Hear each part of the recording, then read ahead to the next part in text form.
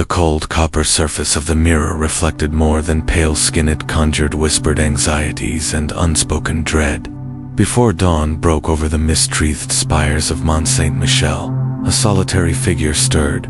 Lady Alisandra's pale eyelids fluttered as the hush of the tower pressed close. The hearth's embers had long died, and the room felt like a crypt come to life, dark, silent, and complete with the lingering scent of lavender and beeswax.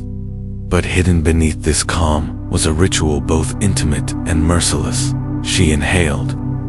The air tasted of rosemary bundles dried last night, hints of stale candle wax, and the faint metallic edge of lead paste smeared near her temples. Her hands moved before her mind fully awakened. Smooth ivory chalice of water, rose petals floating within. Without a word, she washed her face, wiping away sleep, dreams, any trace of warmth or human vulnerability. Then she froze. In that single suspended breath, the mirror became a judge. Her own reflection watched back with unnerving clarity. Too human, too alive, far from the cold, near translucent sculpture she was meant to embody. Flushed, murmured her maid, Hetty, from behind the curtain. A soft cloth transferred powder to her cheeks, thick as frosting. Neither woman moved quickly. There was no hurry in ritual. Every stroke, every layer of paste was a plea to remain unremarkable, to fade, flatter, vanish into the expectation of nobility. Pale skin was never a preference here. It was a declaration. I do not labor. Each subdural brush told the world what she was: not a dust sweeper, a field worker, a kitchen maid. Under those layers, she was saying, I am above the sun, above the mud, above existence itself. Outside, the pre-dawn bells of Lemire Cathedral began their slow toll. Their deep resonance carried through stone corridors and up spiraling staircases. With each note she added another layer of chalk, smoothing imperfections, crackles, freckles, anything that whispered humanity. The market square beyond those fortress walls stirred with early laborers, a low rumble of waking horses, the muted clang of cartwheels. Those people needed the sun. Alisandra could not risk it. A single stray ray across her cheek would brand her, burn her, expose her as someone who toiled. Memory glittered at the edge of consciousness. A noblewoman from Brittany, powdering her face with powdered pearls, determined to achieve blinding white perfection. She died before her 23rd birthday, and yet she was praised. Even in death they said she looked divine. It was tragic and yet not shocking. Beauty here demanded sacrifice. Alisandra shifted, careful not to disturb the basin. She clasped the edges of her gown, then plucked a strand of hair, a lingering rebellion to add to the powder. It felt like hope, a tiny rebellion in a world that saw the erasure of self as elegance. She whispered to Hetty, will it last? Until the sun falls, Hetty replied. Pale was a mask built to withstand a day in the citadel. She pressed the final cloth to her skin, looked into those pale eyes, and said nothing. Her reflection didn't either. There were other methods whispered in the court's darkest corridors, egg-white masks that cracked across the face by noon, bits of mercury cleansing blood, or nightly soaks in vinegar. Rumors of women who scraped their skin raw in pursuit of that milky perfection. Her father, a stern nobleman, had once said, beauty reveals your form, but not your worth unless that form matches the law. By midday, Alisandra would walk in slow, ethereal steps through the courtyard. Lute players would fall silent, courtiers would murmur, noble, divine, perfect. But once the sun kissed her cheeks, all that halo vanished, replaced by hushed judgment. There were women born pale, slender, cursador, blessed with natural fairness. The court understood them as gifts. Others envied them, resented them. Still, they lived in fear of losing that birthright, dreading the way it could fade like candlelight dot as dawn brightened toward dawn. The final powder applied, Alisandra adjusted. The linen veil over her head soft gray, embroidered with borrowed thread. It blocked stray glimmers while reinforcing her mask. She tied it tight against her chin, softens the edges of her face, and stepped from the tower into the echoing halls. A hush settled behind her. The court paused, the chamber doors shut. In that moment, she was more than human. She was ideal, pale, unscarred, untouched by sun or strain. A ghost in silk, and yet inside, she ached not physically, but with the knowledge that beauty had cost her an absence. Before she descended through the stairwell to greet the courtiers below, she paused. With a soft exhale, she looked up at the mirror again.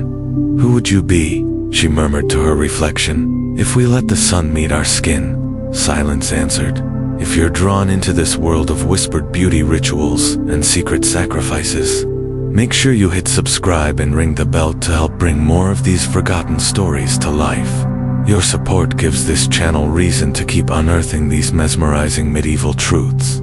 And now, before we continue, let's see how well you're paying attention. Pop quiz. Why did medieval noblewomen avoid sunlight? A. Because a sun tan meant they had been working outdoors, the mark of a peasant. B. Because vampires feared sunlight, and they wanted to appear like the undead. Drop A or B in the comments below. I want to see your answer, and we'll reveal more secrets in the next chapter. Every morning, the moment before dawn fell silent in the tower, a soft ritual began, the plucking of hair. It was a ceremony performed without words, without complaint, and with the aching precision of a vow. Lady Alisandra sat before a heavy oak dressing table, candlelight flickering against the stone walls. Her heart drummed with a mixture of dread and resolve. In that intimate, solitary dawn, she waged a silent war against something as subtle, as human, as baby hairs lining her. Forehead Hetty, her maid and confidant, knelt before her. The air was thick with the scent of lavender and warmed beeswax. With trembling hands, she held silver tweezers. They gleamed like surgical tools in the pale light. Alisandra closed her eyes, bracing for the first pinching tug. Each hair removed was a small victory and a small death. She faced the mirror, face still wrapped in chalk paste from the night before, eyes dark from lack of sleep, yet unyielding. Every morning she asked herself, does erasing these hairs make me more noble? And each morning she reminded herself, it must. The trend had begun years ago in Avignon, then drifted northward, carried on the breath of noblewomen who sought perfection. Portraits of duchesses with impossibly high foreheads became the gold standard. In royal paintings, alabaster skin extended above delicate arches of hair, usually no trace of brows. It was a look born of power, elegance, and privilege. To grow old naturally, with a lowering hairline or a thick brow, signaled weakness or lack of refinement. It was unacceptable. Hetty paused, her face pale, her hands shaking with each precise pluck. She dared not speak. Words had no place here. This was sacred pain, beauty disguised as agony, in quiet moments. Alisandra wondered if the world truly admired her forehead or feared it. Artists painted her reflection, etched her likeness into tapestries. Yet courtiers would glance and whisper, she looks finely plucked, noble, as though the hairless expanse itself made her more refined. There were more extreme methods. Some ladies borrowed razors sharp enough to nick the scalp. Others mixed walnut oil and vinegar, applying it to the hairline until it irritated and slowed hair growth. A few whispered of powders of ash and ant painful, harsh, even disfiguring. Every method carried risk. Some whispered of bald patches that never grew back. In that rare loss of hair, a woman risked her beauty and her rank, but the silent pluck continued. Each hair removed made her feel lighter for a moment. The reflection in the mirror looked carved, sculpted, otherworldly. There were brow tragedies too. Once, a young noblewoman plucked her brows entirely, without any arch to speak of. Some nights, she painted them back in dark arcs of soot or lamp blacken, attempt to claim femininity. Others etched thin lines of ink or charcoal, but painting was disapproved only true hairless arch brought esteem. Alisandra remembered one, cousin Celestine, who took it further and tattooed a fine curve over her brow. Word of that reached every corner of the court. Some called her bold. Others said she had branded herself, like cattle marking. Even years later, whispers echoed in the corridors. Yet most simply accepted the pain. They endured the pull, the tiny stabs of resistance, day after day. Some cried afterward, in private. Alisandra never did. Grief, she thought, was a luxury she could not bear. Discipline, after all, was beauty. Outside her window, dawn light began to creep across the courtyard. The hush of the tower gave way to hushed footsteps below, footmen, musicians, courtiers descending for morning audiences. Already, her face must be flawless. Already, she must step into the world without flaw or feature that could call attention. She took a deep breath, her posture straightening. She wiped crimson tears from her lashes. No one must see emotion here. Not weakness, not regret. But in the mirror, she saw more than her reflection. She saw sacrifice. She saw conformity. She saw the invisible edges of nobility, pain that cost her both time and spirit. Hetty replaced the tweezers in their velvet case. She offered Alisandra a faint smile. "You look divine," she whispered. "Divine," Alisandra echoed, but the word felt hollow, a label given, not earned. There were stories of rebellion noblewomen in Florence who gathered secretly, brows unplucked, celebrating their natural arch. Some mocked the Avignon style openly, others merely let them pass in markets, their wild brows a form of protest.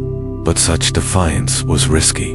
At court, deviance could damage alliances, sully reputations, reveal a woman's disregard for tradition. Alisandra understood rebellion intellectually. She admired quiet resistance, but she had no courage to join it. Even the twitch of a brow could invite scandal. Still, in the quiet of twilight, after lavish dinners and flattering glances, Alisandra would touch her forehead and wonder what would it feel like to wake with hair intact, not perfect, not carved, but hers. She would brush it gently with the back of her hand, feel its warmth, and taste freedom. Tonight might be that night, but tonight, before court, she would blend in. She would be the ghost, the ideal, the noblewoman whose beauty cost more than gold. She rose from her stool and extinguished the candle. The mirror faded into darkness. The stone walls cooled in the dim. Lady Alisandra took a step away from the mirror, leaving behind more than her reflection. She carried something else forward, a quiet ache, a hidden longing, an unspoken question. Beneath the gilded silence, she wondered if beauty inheritance was worth the price she paid every dawn, and with her, the world outside stirred, readying for another day of judgment. Lady Alisandra's hair was her truest inheritance, more personal than jewels, more sacred than rank. It fell in waves of sun-drenched amber, long and unruly, a soft rebellion against the strict order of her world. On days when silence felt like suffocation, when powder masked her face and lace corseted her body into silence, her hair remained defiantly hers, untamed, scented, and warm against the chill stone of Mont Saint-Michel's towers. It whispered reminders of who she once was, before mirrors, before rituals, before the crown of expectation settled over her every gesture. That morning, the air inside the chamber was heavy with the scent of warm oil and crushed lavender. Hetty stood beside her, with a carved bone comb and a bowl of steeped rosemary water. The combing was slow, reverent. Each stroke was a small offering to beauty and memory. "Your mother had the same curl at her temple," Hetty murmured as she parted the strands. A little wave, as if her hair always danced. Alisandra smiled faintly. Her mother had worn her hair braided in thick ropes during the spring festivals, intertwined with crimson ribbons and tiny bells. She remembered watching her dance on the green, the sound of her laughter brighter than the music. And then, later, she remembered the same hair cut short, shorn close to her scalp during mourning. the bells silenced, the ribbons removed. In that single act, her mother had grieved both her husband and her freedom in noble circles. Hair was more than ornament, it was a language. Long, well-kept hair spoke of fertility, youth, and virtue. Girls wore their hair down until they were betrothed. Brides braided it into crowns. Widows veiled it in sorrow. To cut one's hair was to renounce something sacred. Alisandra's locks were meticulously tended, but never truly her own. Courtiers complimented the sheen, the color, the length. They compared her tresses to spun gold, to sunlit wheat, to the mythical rivers of Avalon. No one asked what she felt when it was brushed, when it was pinned so tightly her scalp stung. Beauty, it seemed, was something others measured, not something she experienced. Still, there were secret traditions passed among women, older than any court rule. At the edge of adolescence, village girls would pluck a single strand from their hair and tie it into a charm, whispering their deepest wish into it before hiding it beneath their pillow. Hetty had told her once, "Hair remembers. What you braid into it, it holds." Alisandra, fascinated, had begun her own rituals.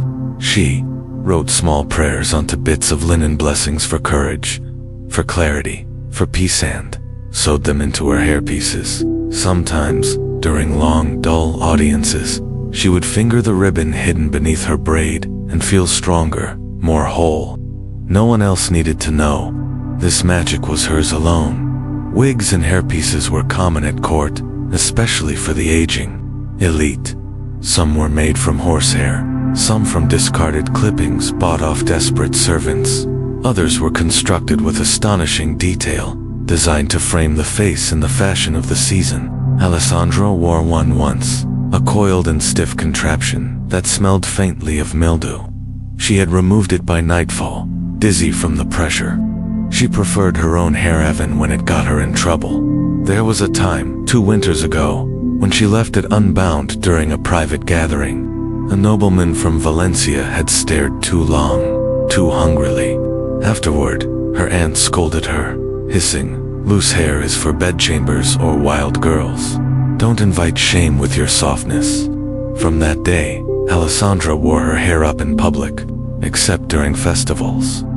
On those rare nights, when moonlight softened the courtyard and laughter replaced politics, she danced with her hair flowing like fire behind her.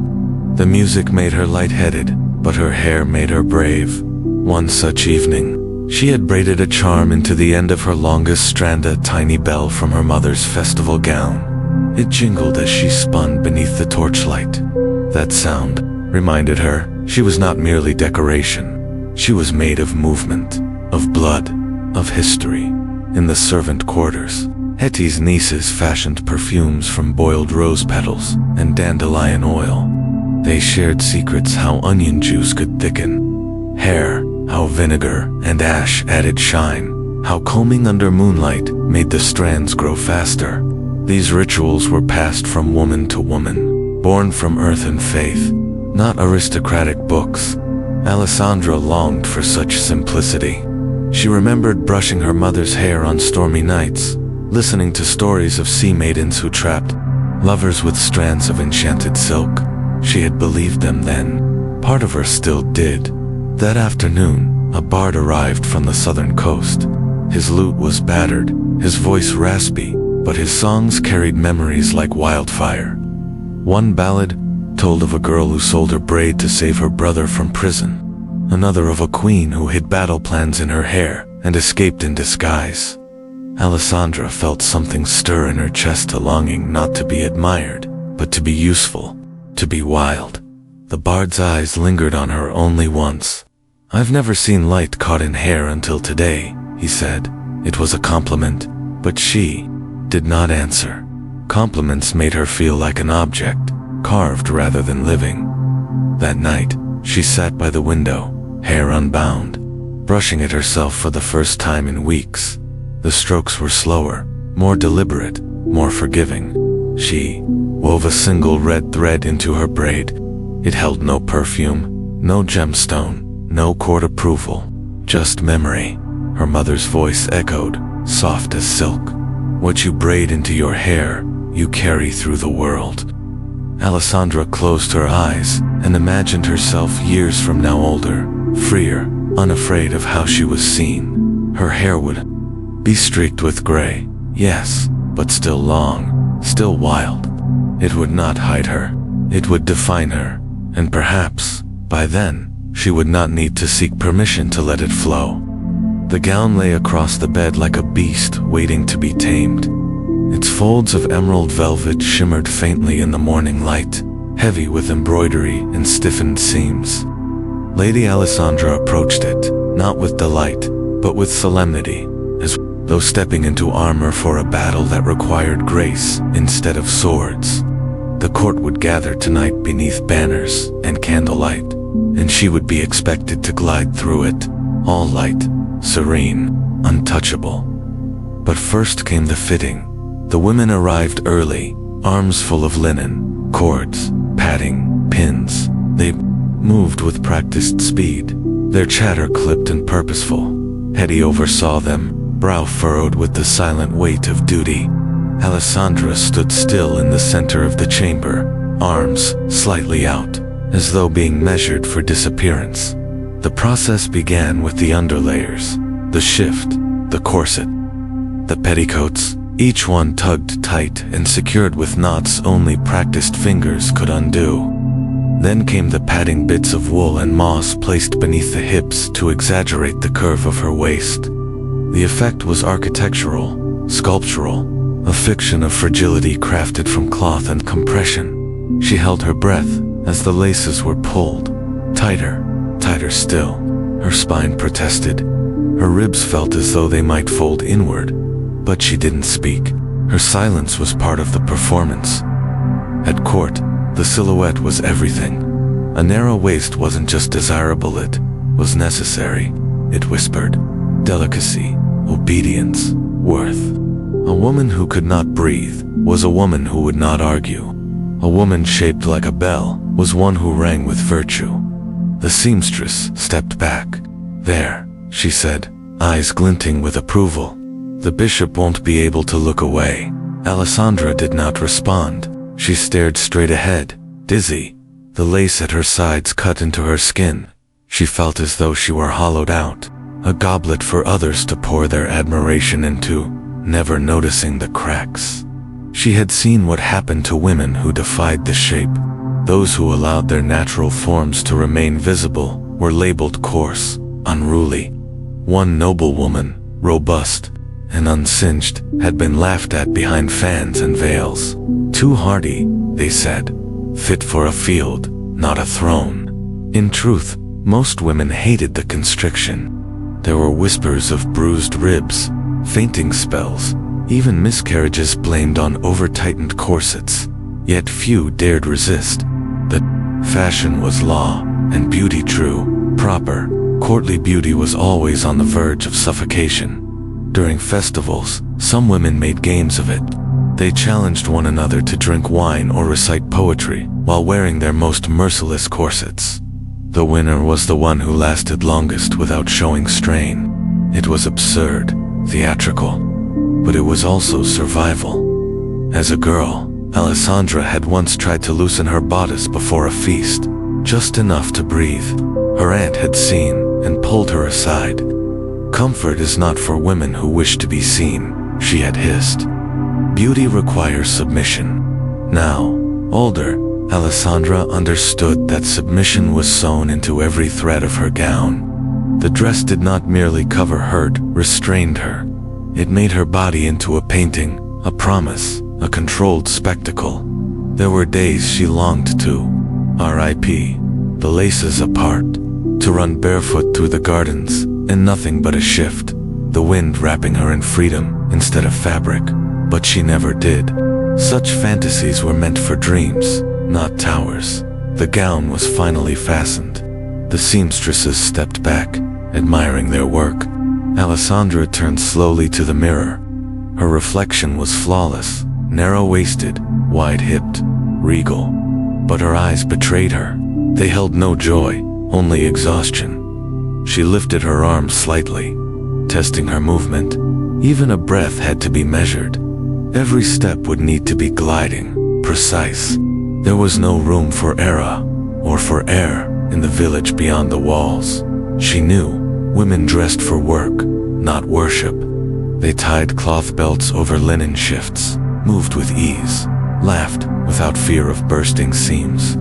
They bore children, carried buckets, danced under sun and moon. Their bodies were tools, not ornaments. Alisandra envied them. Not their labor, perhaps, but their freedom. Their unmarked waists, their sturdy steps, their breath that came and went without permission. She closed her eyes and imagined a life beyond the laces. A life where her worth wasn't measured in inches or silhouettes. Where her waist could be forgotten because it didn't need to be noticed. But when she opened her eyes, the gown was still there. So was the reflection. Outside, the court gathered. Laughter echoed in marble halls. Musicians tuned their instruments. It was time. Alisandra descended the stairs, one hand grazing the stone wall for balance. Each step reminded her of the pressure at her ribs. Each movement was a negotiation between grace and pain. When she entered the hall, all eyes turned. The candles flickered. The bishop bowed low. She smiled, poised and silent, as though her very bones did not ache, as though she were carved from air. No one saw the effort. No one asked. They only saw the waist. The courtyard echoed with the uneven rhythm of fashion clicks, clacks, and occasional slips against the stone. At the center of this mismatched melody walked Sir Thayer of Siena, his boots an elaborate spectacle of status and agony. The shoes were ridiculous by any sensible measure. Their pointed tips extended a full 10 inches beyond his toes, curled and lacquered like ornamental horns. Each step was an act of defiance against balance and against logic. But in the world of nobles and whispers, sense was always secondary to symbolism. Lady Alisandra watched from the upper corridor, her hand resting lightly on the carved balcony rail.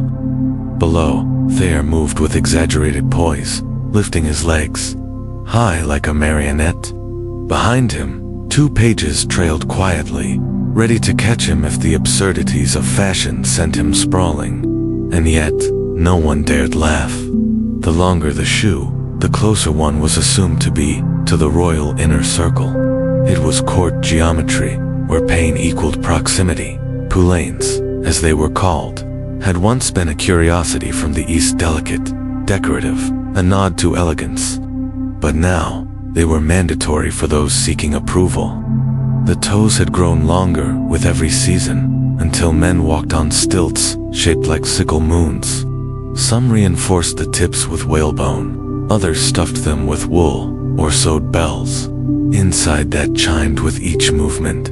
It wasn't uncommon to see men trip during formal processions, the tips of their shoes catching on carpets, steps, hymns. But it wasn't only the men who bore the burden. Women, too, walked the line between elegance and injury. Their shoes, while shorter in form, were lifted on wooden platforms called pattens, designed to elevate them above the filth of streets. In theory, it was practical. In reality, it turned every stride into a tightrope act. The shoes wobbled, slipped, and required constant adjustment. At court feasts, Alisandra had seen young ladies stumble into fountains, into walls, into each other, and each time, laughter bubbled behind fans and fingers. There was a game they played during midsummer festivals. A long stone hallway was cleared, and women were challenged to walk from one end to the other wearing their tallest pattens, balancing goblets filled with wine. The winner was the one who spilled the least. It was foolishness, cloaked in grace, and every year someone limped away with a twisted ankle or a bruised pride. But the court never learned, because elegance, however dangerous, was admired more than comfort ever could be. Sir Thayer, for all his awkward steps, had mastered the art of using pain to his advantage. He leaned into his stride as if it were a dance, letting the movement distract from his youth and his inexperience. His gaze swept the courtyard, noting who noticed him. The bishop, a duchess, Lady Alisandra herself. He offered a shallow bow in her direction, almost toppling forward. She inclined her head in return, a faint smile playing at the corners of her lips. It was not mockery, not exactly. There was a quiet respect in her amusement. She knew the language he was speaking, fashion as ambition, discomfort as declaration. Later that afternoon, Alisandra visited the tapestry room, seeking solitude. There, among forgotten bolts of fabric and dust-heavy curtains, she removed her own shoes, narrow, leather, beautiful, and deeply bruising. The skin of her feet was tender, blotted with the memory of splinters and friction. She flexed her toes with a wince. She had once written a line of poetry on the inner sole of her slipper. I walk on pain to reach the places where power waits. No one knew. It was her own private protest, quiet, but unbroken. In another lifetime, perhaps she might have gone barefoot. Perhaps she might have danced on grass, mud squishing between her toes, laughter instead of posture guiding her steps. But not here. Not now. At court, everything was performance. Even footsteps. There were stories of women who smuggled love letters in their shoes, folded between the sole and the lining. It was the safest place to hide something sacred. No one ever searched a lady's feet. Alisandra once found one such. Note, while trading slippers with a visiting noblewoman from Bruges. The paper had softened from sweat, the ink smudged, but the message remained. If you follow me, follow the sound of my steps. It haunted her, that line. So beautiful, so resigned. Sir Thayer joined her later that evening. The feast in full swing, his poulaines gleaming with fresh polish. He limped slightly, but did not acknowledge the pain. These shoes, he said, lifting one foot theatrically, are my penance. Penance for what? Alisandra asked. For wanting too much, he replied, grinning. The court shimmered around them. Servants refilled goblets. Musicians played lute ballads. Laughter draped the air like smoke. Yet beneath the glow of candles and crushed velvet lay the truth of the night. Nearly every person in that room was walking in pain, hiding it behind silk, powdered faces, and polished leather. It wasn't just shoes. It was the way they moved, stood, smiled. Each act was an effort, each performance an attempt to be seen as more than they were, more noble, more refined, more perfect. Alisandra watched Thayer disappear into the crowd, his gait marked by his pointed burden. She returned to her seat, the hem of her gown brushing the stone floor. She wondered, not for the first time, what it would feel like to be still, to walk without pretense, to move without shaping every step for judgment. Perhaps one day, she would find out. Until then, she too would walk the path carved not by her will, but by her role, and when she did, she would make it look effortless, because that too was power.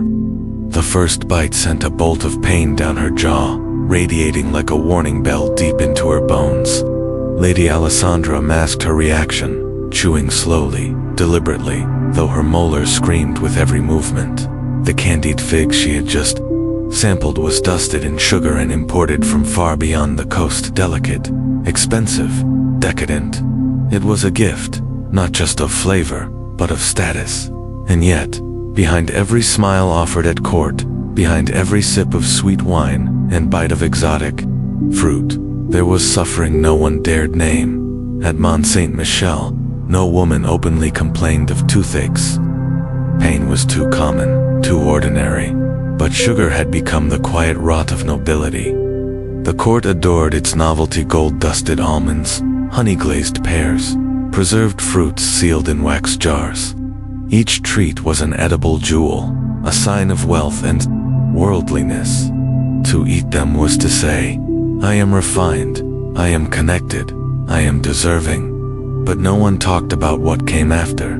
Alisandra pressed her tongue against her sorghum and exhaled through her nose, pretending calm. She could still recall. her cousin Elise's laugh-a-giddy trill that once filled entire halls before her teeth began to blacken, one by one. Elise was barely 17 when her smile began to change. Yet rather than pity her, the court turned her into a fascination. She has the teeth of indulgence. One lord whispered, as if decay were a flirtation. Elise kept smiling, painting her lips redder each year, even as her gums receded. She used powdered clove to numb the pain, and rinsed with vinegar to cleanse the blood. It was said she never turned away a sweet. She died quietly in winter, jaw swollen from infection. At her funeral, they said she was radiant. Alisandra had never forgotten that, in her own chamber, she had created rituals to protect what little health remained. She chewed fennel and mint after every meal, sucked on anise seeds until they dissolved on her tongue. Every morning Hetty brought her warm water infused with sage and crushed thyme. The bitterness grounded her. It was not pleasure, but it was safe.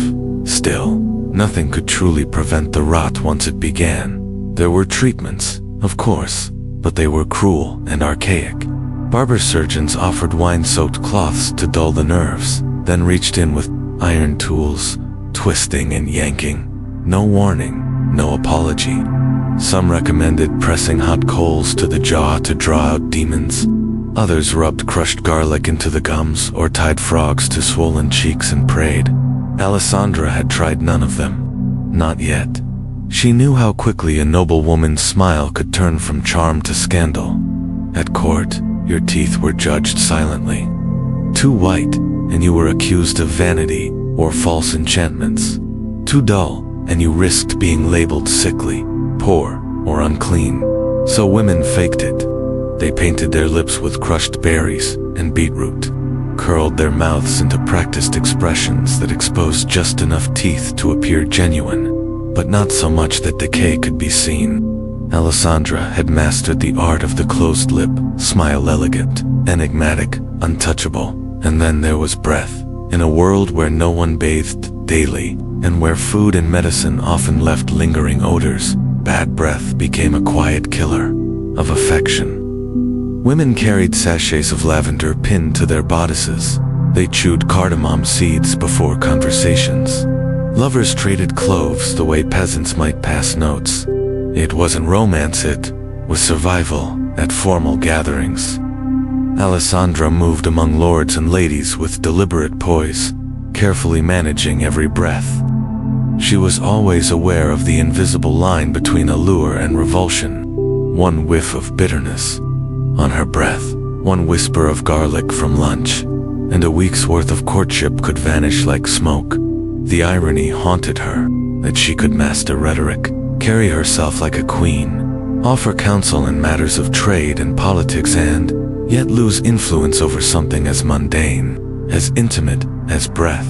Still, the pressure to partake remained. At a feast, it was a slight to decline sugar. Refusing a sweetmeat was like spitting on hospitality. Alisandra once watched a foreign princess break a tooth during such a banquet, her face twitching just for a moment before she laughed and swallowed the blood. It was theater. All of it. She retreated from the banquet that evening, slipping quietly into her chamber.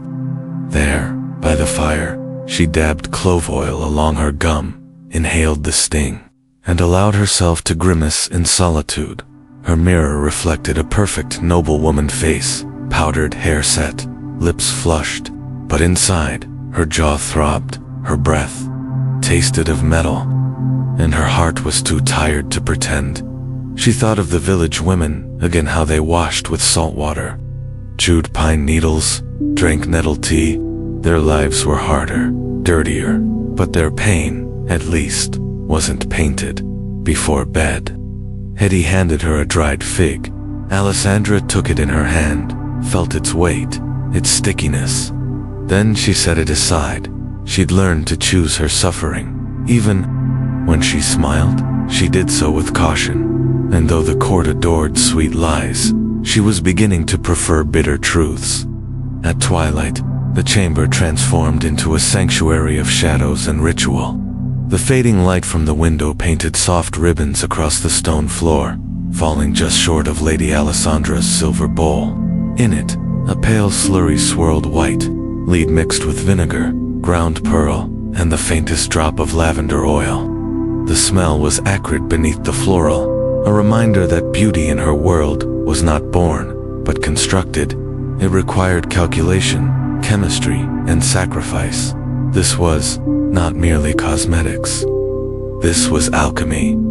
She dipped her fingers into the mixture and began to press it gently along her cheekbones, her temples, the hollows of her neck. The paste was cold. Her skin prickled beneath the contact. It would tighten soon, dry into a fine mask that concealed flaws and softened edges. But for now, she worked slowly, deliberately, as though painting a statue her own face, becoming both canvas and illusion. Women of court didn't simply wear makeup, they became it. The expectations were suffocating and precise. A face too flushed was vulgar. A face too pale invited whispers of illness or death. So they layered their skin with powders that shimmered faintly under candlelight.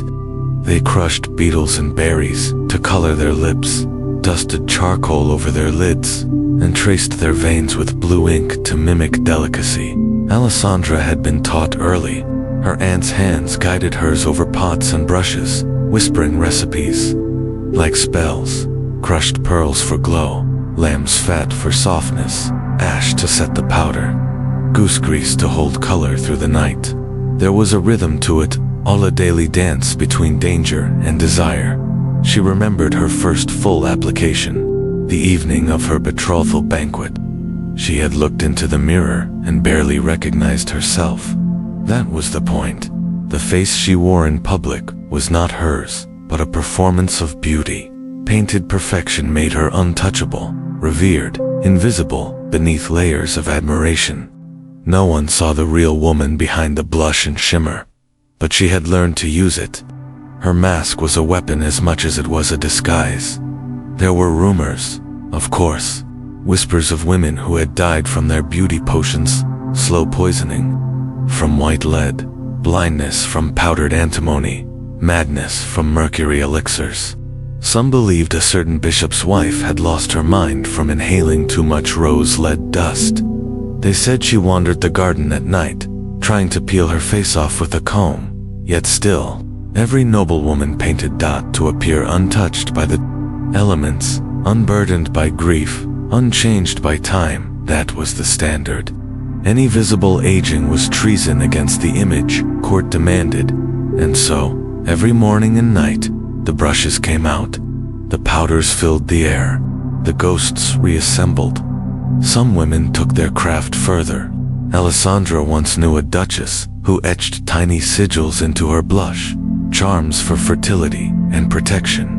Another lady layered her perfume with drops of belladonna to widen her pupils, give her eyes the dark halo of seduction. But it came at a cost. Her vision blurred permanently. She spent her last years staring into candlelight, seeing nothing.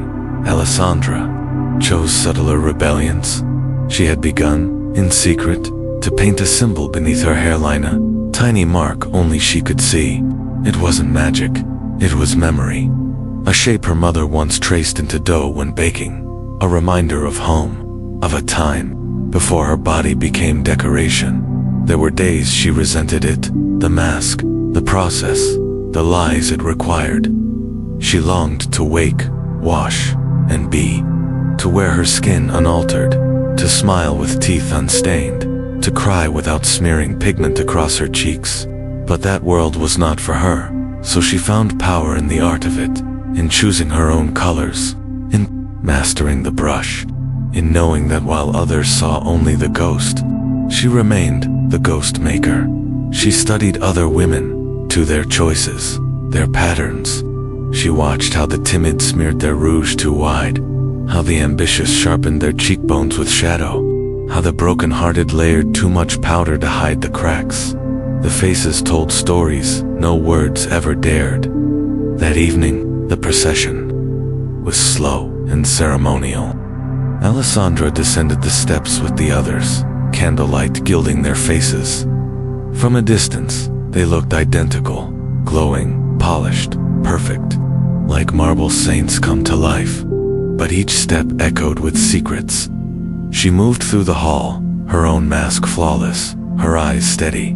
Compliments floated toward her like petals. "You look radiant. Such glow is that powdered coral on your cheeks." She smiled and said nothing. Let them guess, because behind the color was calculation. Behind the shine was sacrifice. And behind her silence was truth. When she returned to her chamber late that night, she stood before the mirror again. The mask held. Her eyes were tired, but her skin still shimmered, slowly, deliberately. She began to wipe it all away. First the cheeks, then the eyes, then the painted lips. Each movement was like peeling a layer of armor. Beneath it all, her true skin emerged, splotchy, pale, warm, with blood and memory. She stared for a long time, and then, for just a moment, she allowed herself to feel beautiful not because of what she covered, but because of what she had chosen to reveal. Even painted ghosts need to come home. Morning light streamed through the stained glass window, flooding the chapel with fractured color.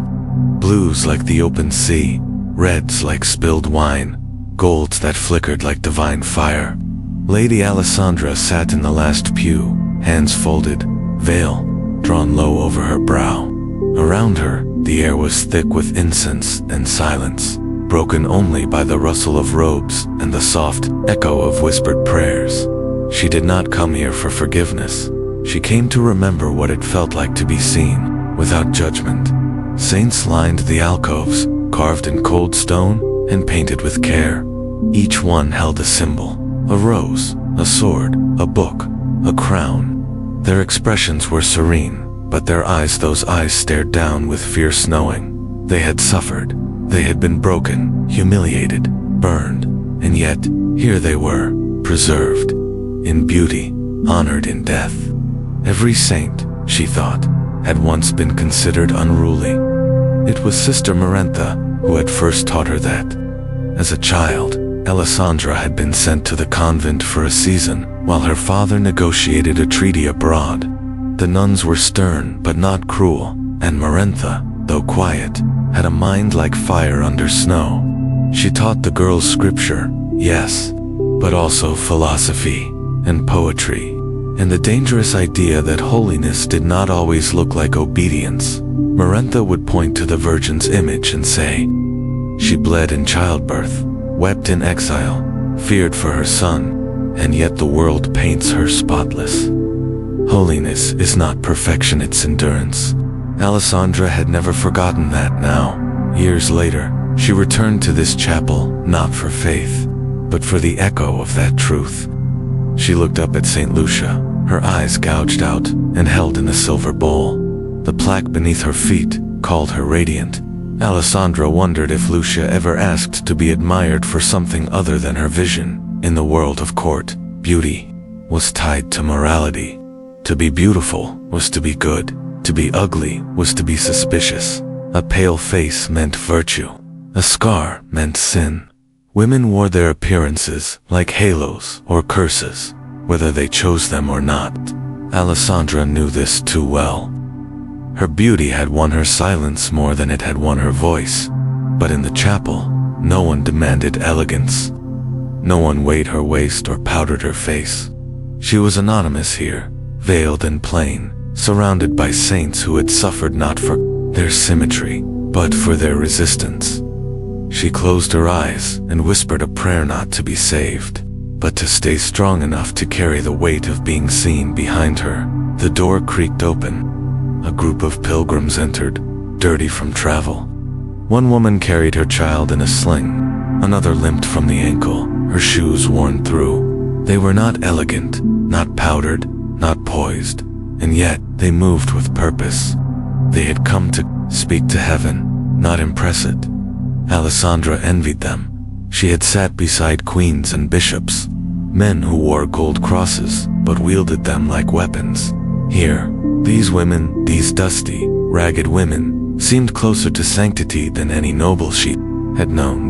In a far alcove, a candle flickered beside a relic box. It held, supposedly, a piece of cloth once worn by Saint Agnes. Alisandra approached it slowly. The box was simple, unadorned. No velvet, no jewels. Just wood and iron. Worn from centuries of hands reaching for hope, she laid her palm on it. Not because she believed it held magic, but because she needed to remember that something humble could be sacred. From behind her, a soft voice spoke. "You still pray like you're apologizing." Alisandra turned. Sister Marentha stood in the archway, older now, but with the same fierce eyes. Her robes were plain, her hands ink-stained from copying texts. Her presence, as always, unshakable. "I didn't expect to see you here," Alisandra said. "No one expects to return to the place they were most honest," Marentha replied. They sat together in silence for a moment. Then Marentha asked, "What burdens you?" Alisandra laughed, a sound sharp with irony. "Everything and nothing. I wake in powder and silk, and I go to bed in silence. They praise my beauty like it's a blessing, but I feel like I'm being erased." Marentha nodded slowly. "You were not made to be worshipped. You were made to witness. The saints did not survive by being admired. They survived by refusing to vanish." Alisandra looked back at the altar. "Is there redemption?" she asked. "For someone who looks perfect, but feels false?" "There is truth," Marentha said, "and truth is a kind of salvation." Before leaving, Marentha pressed something into her hand. A shard of glass, polished but unframed. "This is for when you need a mirror that shows you, not the ghost they've painted." Alisandra held it tightly. Later that evening, back in her chamber, she unwrapped the shard. It reflected only a part of her face, her left eye, half a cheek, the line of her jaw. But it was real, unpowdered, unlit, unfinished, and it was enough. Beyond the fortified walls of Mont Saint-Michel, past the polished stone courtyards and hollow praise of painted halls, lay the fields. Wide and unpretentious, they rolled under skies that didn't ask for perfection. There among rows of wheat and clover, barefoot children ran without worry, and women laughed without mirrors. Lady Alisandra had not stepped outside the citadel in months. But on this morning, guided more by ache than curiosity, she had walked down the winding slope and into the village beyond. No attendants, no powdered veil, just a thick cloak to keep her nameless, and sturdy shoes that still pinched despite their flat soles. She had told no one. She needed, above all, to be unseen. A breeze stirred the wildflowers that crept along the footpaths. In the near distance, a cluster of voices rose and sung rough, imperfect, joyful. As she drew closer, she saw them, women weaving garlands, laughing as they tied blossoms into each other's hair. No paint dusted their cheeks. No corset pulled at their ribs. Their hair was loose, some matted with sweat, others braided into practical ropes. Their hands were dirt-stained, their teeth imperfect, their skin sun-touched and real. Among them was Branwen, the baker's daughter, her hands coated in flour, her smile radiant and unfiltered. She looked up and paused when she noticed Alisandra, but did not curtsy. Instead, she nodded as if greeting, "Appear not, a noble." Alisandra hesitated, unsure how to belong here, in a world that required nothing but presence. "Come sit," Branwen called, brushing grass aside to make space. "You look like you need rest." Alisandra sank to the ground, the earth cool beneath her. She let her hood fall back, revealing her face. No one gasped, no one bowed, no one stared. The girls continued their braiding, chatting about the weather, the cows, the way the last rain had turned the river into milk. Branwen handed her a bundle of chamomile and asked softly, "Do you know how to make tea from this?" Alisandra shook her head. Branwen smiled. "Then let me teach you something useful." And just like that, the lesson began. No pomp, no pretense, She learned the way hot stones could coax herbs into life, how a thread of honey softened bitterness, how breath slowed when hands were busy. She listened to stories of heartbreak and new calves, of harvest dances and mothers lost to young. Every tale was full of tears and laughter, grief and celebration. Nothing about these women was artificial, and yet they were beautiful in a way no powder could imitate. Here, beauty was not silent. It spoke through songs, sung off-key, through wrinkles at the corner of eyes, through calloused hands that shaped bread and soothed fevered children. Alisandra realized something quietly unsettling. She had spent her entire life trying to look effortless, while these women lived it. The rest of the day passed in softness. They shared a meal, cheese wrapped in leaves, bread still warm from stone ovens. A girl with a gap-toothed grin asked Alisandra what it was like to wear jewels. Heavy, she replied truthfully. The girl laughed, not mocking, just surprised. As the sun began to tilt westward, Alisandra found herself walking the edge of the fields, hands brushing tall grass, her mind quiet. For the first time in years, she did not think about the set of her shoulders, the turn of her chin, the length of her lashes. She simply existed, and in that stillness, something broke open inside her, not a wound, but a release. She thought of all she had been taught, to fear freckles, to silence hunger, to treat softness as sin. And now, she watched Branwen dance barefoot in the dirt, with a crown of thistles on her head, a queen of nothing and everything, laughing like the sky had no ceiling. No one there was watching. They were living. Before she returned to the citadel, Branwen gave her a bundle of wild herbs wrapped in cloth. "For your sleep," she said. "It's not sweet, but it helps." Alisandra held the gift close, her fingers brushing the coarse linen. Back in her chamber that night, she did not light the candle. She did not reach for powder or paste. She unbraided her hair slowly, letting it fall freely down her back. She soaked the herbs and drank the bitter tea, her face unadorned, her breath steady in the dark.